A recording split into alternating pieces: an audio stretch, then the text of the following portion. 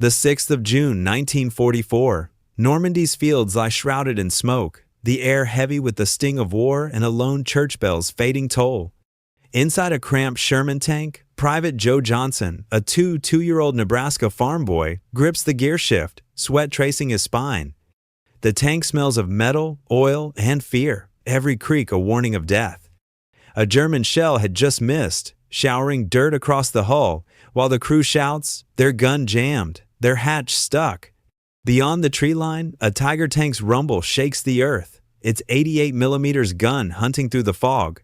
Joe's heart races, but his hands are steady, shaped by years fixing tractors under endless skies. The crew expects him to charge or flee, but Joe defies them all. He slams the gear into reverse, the Sherman lurching backward into the mist.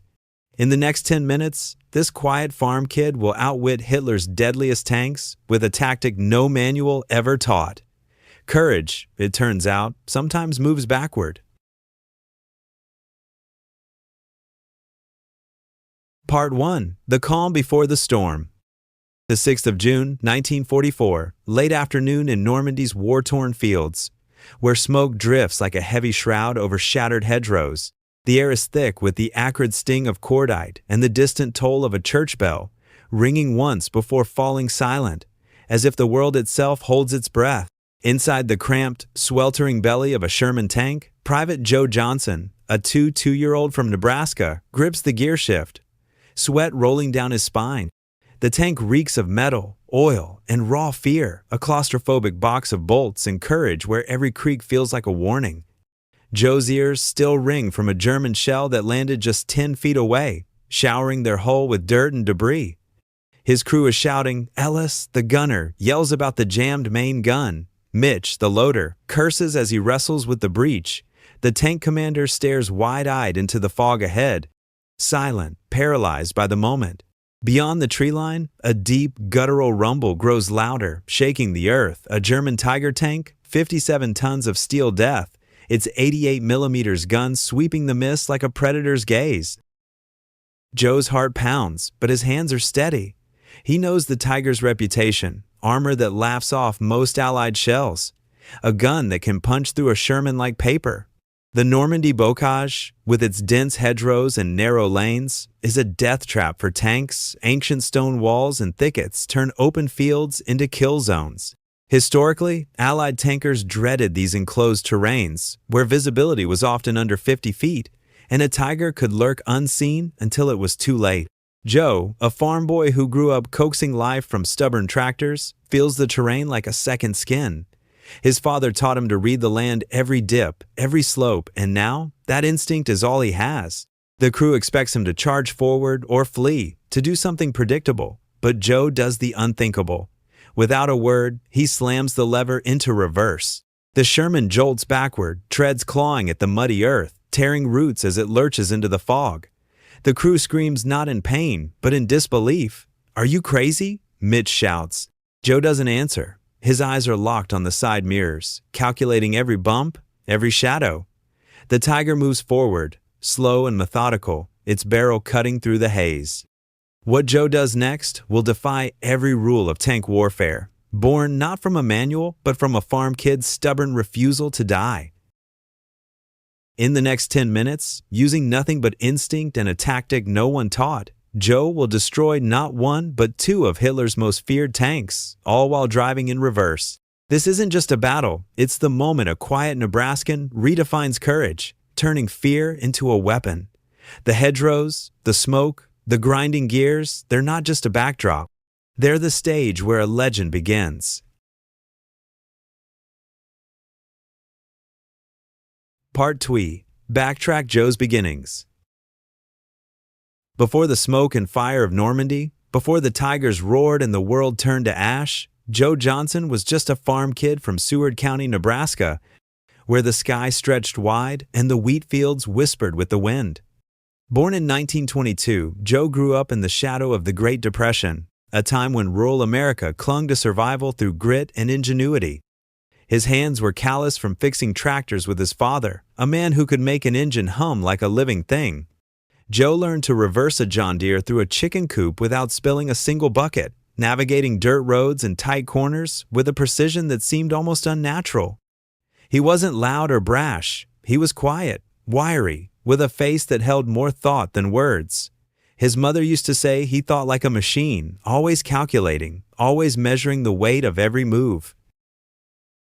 When Joe enlisted in the summer of 1942, at the age of 20, he didn't look like a soldier. Tall but lean, he avoided the card games and bar fights that defined most recruits. He didn't drink much, didn't gamble, didn't raise his voice. In basic training, his peers called him Slowpoke Joe, mocking his deliberate pace. But during tank drills in Louisiana, that nickname sharpened into something else, Backtrack Joe. Joe had a habit, one that baffled and frustrated his sergeants. In every maneuver, every live-fire exercise, he'd reverse his Sherman tank backing out of mock ambushes, retreating through narrow tree lines, always knowing exactly what lay behind him. "Johnson, you gonna win the war driving backwards?" one sergeant bellowed, red-faced, during a sweltering drill. Joe didn't answer. He just kept practicing, sneaking off during chow breaks to reverse his tank down gravel roads, learning to read the terrain through mirrors, feeling the 28-ton beast shift under his hands. To his unit, it looked like hesitation, maybe even cowardice. In the early 1942s, American military culture prized boldness, charging forward, guns blazing, like the heroes in recruitment posters. But Joe wasn't chasing glory, he was studying.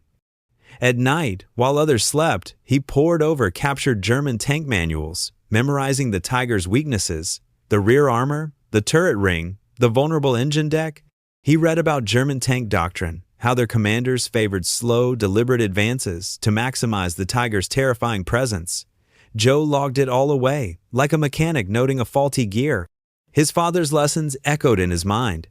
Fix what's broken before it breaks you. In Nebraska, that meant saving a harvest. In war, it meant saving his crew. Joe's caution wasn't fear of the enemy, it was fear of failure. He knew the cost of a mistake, a burned-out tank, a crew turned to ash. The teasing didn't faze him. Let them call him Backtrack Joe. Let them laugh when he reversed through a field to avoid a simulated trap. In the quiet of his mind, he was preparing for the day the Tigers would come, and he'd be ready, facing the right direction, not forward, but back.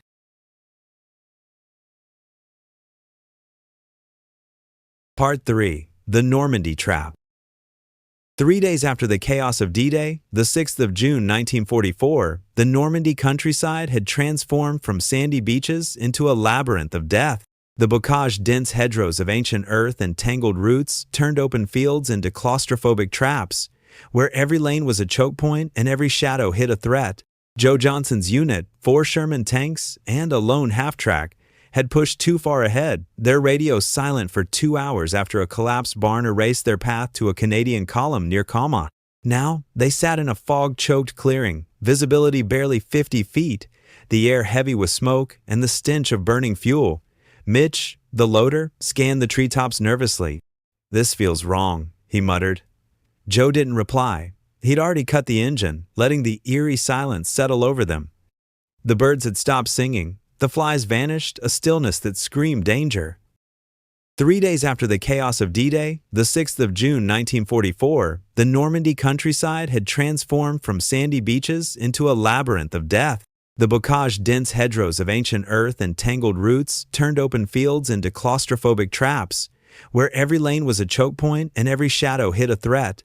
Joe Johnson's unit, 4 Sherman tanks, and a lone half-track, had pushed too far ahead, their radios silent for 2 hours after a collapsed barn erased their path to a Canadian column near Calma.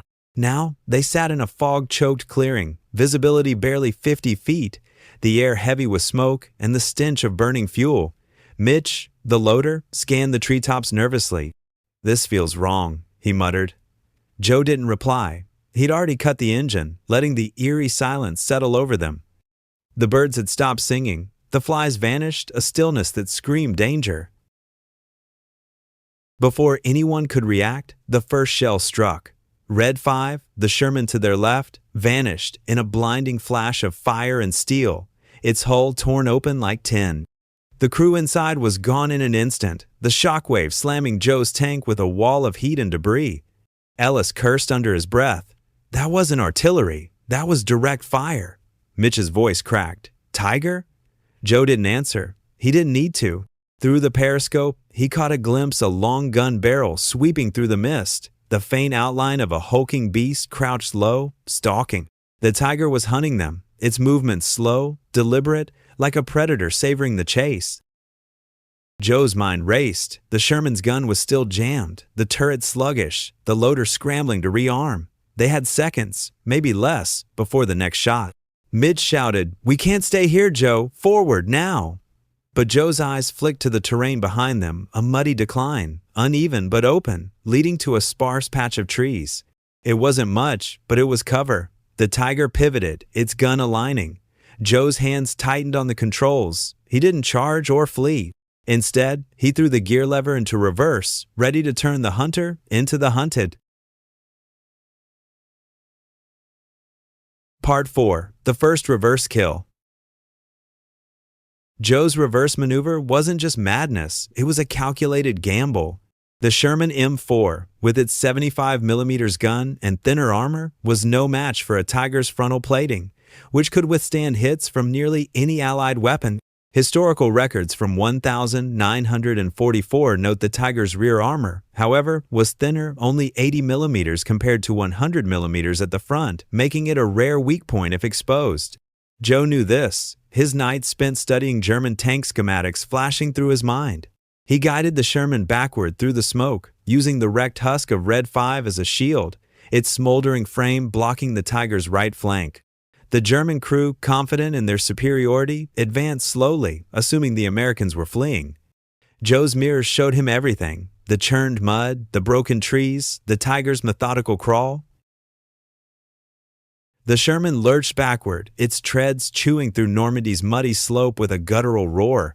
Inside, the air was thick with diesel fumes and the clatter of loose bolts. The crew thrown against their seats as Joe Johnson drove in reverse, defying every instinct of his shouting comrades. "Joe, what the hell are you doing?" "Mitch, the loader," bellowed, his hands still wrestling with the jammed breech. "Hold on," Joe said, his voice calm but unyielding. "We're not running, we're repositioning." The words sounded absurd, yet there was steel in them. Another German shell slammed into the earth just ahead, spraying soil across the periscope, the blast wave hammering the hull like a fist. The Tiger was closing in, its 88mm gun cutting through the fog with lethal precision, a silhouette of menace in the haze. Inside the tank, the sensory overload was relentless. Sweat stung their eyes, the engine's heat baked their skin, and the stench of oil mixed with fear. Joe felt the terrain through the vibrations in his boots, the slope giving just enough cover. He jerked the controls, cutting a sharp angle left, baiting the Tiger to follow. The German tank pivoted, its massive weight sinking slightly into the soft ground, exposing its rear underside for a fleeting moment. "Loader!" Joe barked. "High explosive loaded," Mitch replied, slamming a shell into the breech. "Forget high explosive," Joe snapped. "Armor piercing next." Mitch hesitated, then nodded, swapping rounds with blistered hands. Ellis, the gunner, swung the turret, tracking the Tiger's silhouette as it emerged from the fog, its commander's cupola scanning for prey. Joe stopped the tank with a squeal of treads. Turret 9, armor-piercing loaded. Ellis exhaled, loaded. Joe's voice was steady, "Take the shot." The cannon roared, the recoil shaking the Sherman like a living thing. Smoke filled the cabin, choking their lungs. Then, through the haze, an orange bloom erupted at the Tiger's rear. The shell struck true, igniting the engine deck. The German tank convulsed, its ammunition detonating in a thunderous explosion that scattered debris across the field. Joe's crew sat frozen, staring at the burning wreck, the myth of the invincible Tiger shattered in a single, impossible shot.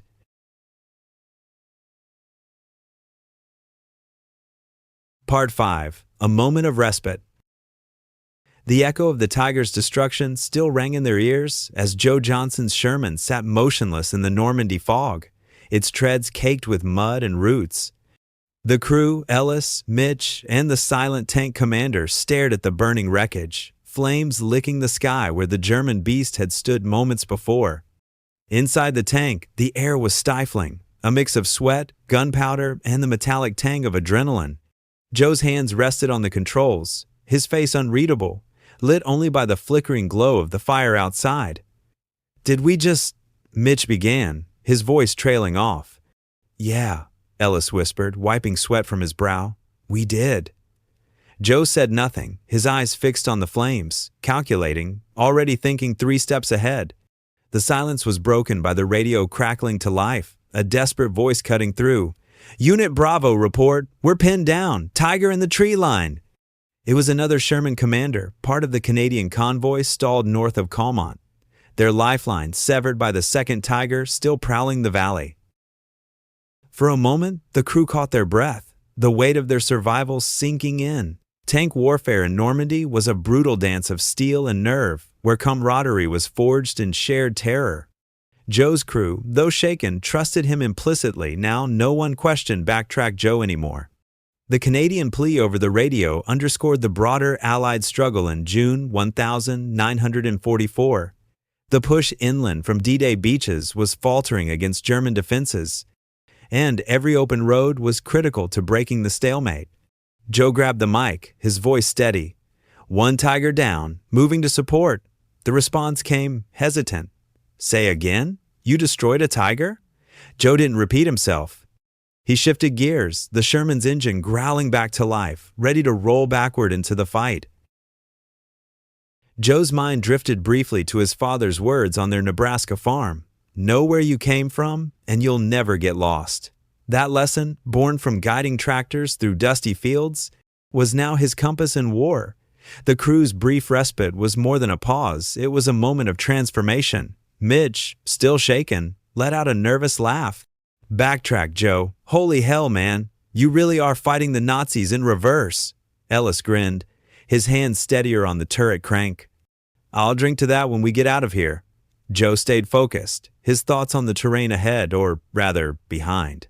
The orchard and ridge beyond the clearing offered cover, but the second Tiger was out there, its crew likely alerted by the explosion. The Germans would be ready, adapting to the chaos Joe had sown. The moment of surprise was fading, but Joe's resolve wasn't. He tightened his grip on the controls, the Sherman's heartbeat syncing with his own. "Reload," he said quietly. "We're not done." As they rolled backward through the smoke, the crew braced for what came next, bound by a trust forged in fire. Part 6. The Second Tiger Hunt. Joe Johnson's Sherman eased through the Normandy fog, its treads muffled by the soft, churned earth as it rolled backward toward the orchard. The crew was silent, their earlier shock replaced by a taut focus. Joe's plan was audacious. Use the gnarled apple trees and a shallow ridge for cover, reversing slowly to bait the second Tiger into exposing its vulnerable rear. The radio crackled with faint Canadian voices. Their convoy stalled under gunfire. The valley road, a kill zone dominated by the German tank's 88mm gun. Joe's eyes flicked between the side mirrors and the periscope, reading the terrain like a map only he could see. The orchard loomed ahead, its scorched branches and blackened fruit swaying in the smoky breeze, a perfect veil for his unorthodox maneuver. In June 1944, Allied-Canadian coordination was critical to breaking through Normandy's hedgerows, where German defenses turned every advance into a slaughter. The Tiger's presence threatened to stall the entire sector, cutting off supply lines and reinforcements. Joe's reverse tactic wasn't just about survival, it was about turning the tide for dozens of men. He guided the Sherman with surgical precision, backing down the ridge's slope, the tank's 28 tons groaning under the strain. "We're going to flank from behind," Joe told his crew, his voice steady as stone. "Use the orchard for cover. Make that Tiger think we're stragglers, running scared." Ellis, the gunner, let out a dry laugh. "Look like cowards to act like killers? That's your plan?" Joe nodded. "Something like that." The orchard's twisted trees swallowed them, their shadows blending with the fog. Joe's mind worked like a chessboard, calculating angles and distances. He knew the Tiger's crew would be alert now, their confidence shaken by the first tank's destruction, but their training razor-sharp. German tank doctrine emphasized control, using the Tiger's armor to dominate open ground. Joe's job was to deny them that ground. He reversed slowly, 1 foot of terrain at a time, the engine's low hum masked by distant gunfire. Through the periscope, they glimpsed the second Tiger, a massive silhouette angled left, its gun trained on the Canadian convoy, tracer fire painting the mist red. The Germans were in command, their tank untouchable, or so they thought. Joe's hands were slick with sweat, but his movements were deliberate, guiding the Sherman to hug the ridge's lip, half hidden by stumps and smoke. "Almost there," he murmured. Ellis kept the turret trained, Mitch ready with an armor-piercing shell. Every muscle in the tank was coiled, the air thick with diesel and tension. Then Joe saw it. The Tiger pivoted slightly, adjusting its aim on the Canadians, its rear armor flashing into view like a dare. The moment hung like a held breath, the orchard's silence broken only by the distant rattle of war. Joe's heart pounded, but his mind was clear. He was no longer just a driver, he was a hunter, and the Tiger was about to become his prey. Part 7. The Second Kill and the Cost. Joe Johnson's Sherman sat poised on the Normandy ridge, half shrouded by the orchard's scorched trees and swirling fog. The second Tiger loomed below, its turret swinging toward the battered Canadian convoy, unaware of the trap Joe had set. "Fire," Joe said, his voice cutting through the tense air like a blade. The Sherman's 75mm cannon roared, the recoil slamming the tank as if it had been kicked by a giant. A breathless pause followed, then a fiery bloom erupted at the Tiger's rear, the armor-piercing shell punching through the engine deck. Flames licked upward, but the German tank didn't stop. It shuddered, turned, wounded but alive, its 88mm gun swinging toward Joe's position with menacing intent. Inside the Sherman, the crew froze, the air thick with smoke and the metallic screech of the turret's sluggish hydraulics. "Reload armor-piercing," Joe barked. Mitch, hands blistered from heat, slammed another shell into the breech, cursing under his breath. Ellis fought the turret crank, the mechanism groaning from dust and overuse. The Tiger's crew, now alert, knew they were being hunted. In 1944, German tankers were trained to exploit their armor's strength, but Joe's reverse tactic had turned their doctrine against them, forcing the Tiger to expose its weaker rear historically. A critical vulnerability, as Allied reports noted, hits to the Tiger's back could ignite its fuel or ammunition. Joe held the Sherman steady, its rear tucked behind broken stumps, its front catching the firelight of the burning shell. The German gun flashed, a shell screaming past, missing by inches, detonating against a stone wall behind them. The explosion rocked the tank, rattling teeth and bones. "Shoot now or we're done," Mitch yelled. Ellis didn't wait for Joe's order. The second shot thundered, the shell striking low under the Tiger's turret, where the armor plates met. The impact was catastrophic. The German tank erupted, its turret lifting skyward like a discarded crown, flames bursting from every seam. Ammunition cooked off in deafening booms, the fire turning blue as it consumed the beast. The crew sat in stunned silence. The myth of the invincible Tiger shattered again. But victory was fleeting. An unseen German artillery shell, perhaps a blind shot, landed 10 feet from their left tread. The blast lifted the Sherman off its suspension, a wall of light, sound, and heat slamming into the crew. Joe's head struck the viewport, his side pierced by a jagged piece of shrapnel. Blood soaked his shirt, dark and cold. His vision blurred, but he gripped the controls, tasting blood on his tongue. Ellis yelled, "Joe, you're hit!" Mitch, frantic, pressed a rag to the wound, shouting into the radio for a medic. Joe's voice was faint. "Tell command, objective secured." Outside, the Tiger's wreckage burned, lighting the fog orange and black. The Canadian convoy, battered but alive, began to move again, saved by Joe's impossible gamble. His eyes flickered, the battlefield fading as the pain grew distant, his hands still on the levers, guiding the Sherman even as his strength ebbed away. Part 8. The Final Moments. The Sherman tank sat half-sunk in Normandy's mud, its scarred hull glowing faintly under the orange light of the burning Tiger wreckage. Inside, the air was heavy with the stench of blood, diesel, and scorched metal. Joe Johnson slumped in the driver's seat, his hands limp on the controls, dark blood pooling beneath his torn uniform where shrapnel had pierced his side. His breathing was shallow, each exhale a soft rasp, yet his eyes, glassy but resolute, found the faces of his crew. Ellis leaned over, his voice cracking. "Joe, you're hit. Say something." Mitch pressed a blood-soaked rag against the wound, his hands trembling as he shouted into the radio, "Medic, now!" But the words dissolved into static, the battlefield's chaos drowning their plea. Joe blinked slowly, a faint half-smile curling his lips. "Tell command," he murmured. "Objective secured." Outside, the fog glowed with the fire of the destroyed Tiger, casting trembling shadows through the tank's slits. The distant rattle of Canadian gunfire had softened. The convoy was moving again, safe because of Joe's impossible reverse tactic. In Nebraska, where Joe grew up, life revolved around community, where a farmer's sacrifice for his neighbor was as natural as the summer harvest. That same instinct drove Joe now, his life ebbing to save 37 others. He chuckled weakly, the sound barely audible over the dying engine's hum. "I guess I really did fight the Nazis in reverse." Ellis grabbed his shoulder, desperate. "No, Joe, stay with me. You're not going out like this." But Joe's gaze drifted, his mind slipping to Seward County's golden wheat fields, the smell of fresh earth, his mother's hands dusted with flour, the creak of his father's tractor under a boundless sky.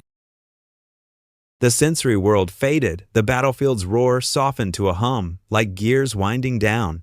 Joe's fingers twitched once, as if shifting the Sherman's levers one last time, then stilled. Through the periscope's narrow slit, he caught a glimpse of pale blue sky breaking through the fog, endless and calm, like Nebraska in July. Don't be scared to back up," he whispered, his voice a thread. "Sometimes that's the only way forward." Mitch's throat tightened, his reply choked. "Don't talk like that." Joe's smile lingered, faint but certain, as if he already knew the truth. His breathing slowed, the blood on his chest no longer warm. The tank's engine coughed, sputtered, and fell silent, its heartbeat gone with Joe's. The crew sat motionless, the weight of loss heavier than the steel around them. Outside, the wind whispered through shattered trees, carrying the distant cheers of the Canadian troops, unaware of the cost. Joe's final vision wasn't of fire or war, but of home, a quiet field, a tractor's rumble, and the open sky calling him back. Part 9. The Legend Spreads.